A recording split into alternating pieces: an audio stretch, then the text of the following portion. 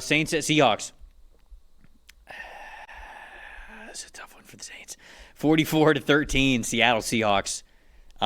There's some takeaways from this game, certainly on Seattle's side. So let's talk about the top 5 graded players that we have for the Seahawks in this one. Wide receiver Jackson Smith and Jigba, a 91.3.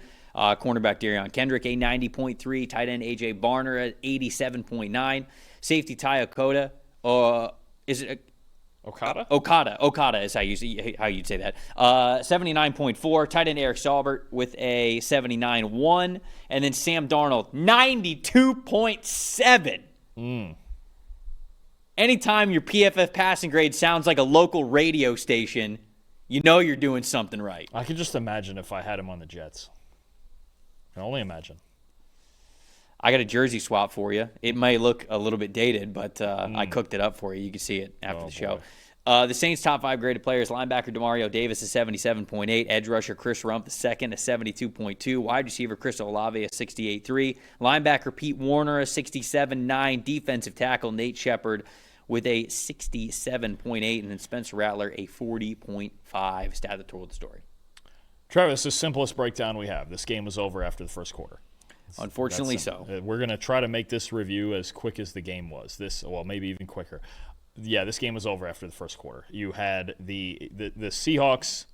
The funniest stat to me of the week, actually, is they ran 8 offensive plays in the first quarter, and yet they ended it with 21 points. That kind of rules. That's pretty efficient. But that happens when, one, you get a Tory Horton punt return touchdown that I'm sure whoever Seattle's special teams coach is, I can't remember off the top of my head, probably was begging for him not to field that punt at his own 4-yard line, and he housed it anyway. And then they block a punt the very next time out for the Saints, and just fitting the theme of outstanding special teams plays in the NFL, Seattle basically ended this game after 15 minutes with their special teams. And it was 21-0 before you could blink, and pretty much cruise control from there. If you didn't turn it off after the first quarter, you probably could have. At halftime, the Seahawks went home, playing an inferior team in the Saints, put them away very, very early, hit cruise control to get to 2-1. The Seahawks scored on their first 7 possessions. 4 of them were touchdowns. Plus the punt return, right? Right. Which gets me to my most impressive is Tory Horton. 4 targets, 3 catches, 32 yards, a touchdown in this one. Also had 3 punt returns for 118 yards and a touchdown. Really, what a gem they have in Tory Horton. He's a top 80 talent that they stole in the 5th round. No question about it. Just the knee injury and all of that. Yeah, he's no always question been blazing fast, unbelievably fast at Colorado State. Yeah, what was it? Just 3 years ago now? They played that big game against Colorado. Oh, he torched them. Yeah. And it was somebody threw a pick 6. Or it was going to be a pick 6, and Horton just comes out of nowhere, almost like DK Metcalf style, and tackles somebody, like right before they got to the goal line. Oh, and I think in our tracking 2 years ago, I want to say, he was one of like the 5, his top speed was like one of the 5 fastest. Wasn't it Shiloh Sanders? I felt like it was.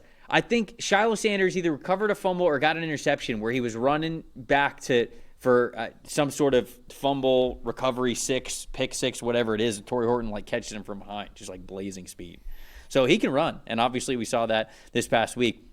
Look, the Seahawks were just a machine. They were a machine this week. I thought everything really looked good from whatever the Seahawks wanted to do. It was just a down day for the Saints. We knew that they weren't going to be one of the better teams in the NFL. We knew that they were probably destined for a top 5 pick. The last couple of weeks, they did look competitive. This one, especially when you give up a couple of touchdowns early, you got the special team score against you. It was never going to work out. Their rushing game, Kenneth Walker, he had the 2 touchdowns on the day, but 16 attempts, 38 yards, 2.4 yards per attempt average. They weren't really doing it. Sam Darnold completed 14 passes in this game, and they won 44-13. There's not really a lot of big takeaways here from this one. I am sort of sad about Spencer Rattler's situation. I don't think he's one of the better starting quarterbacks in the NFL.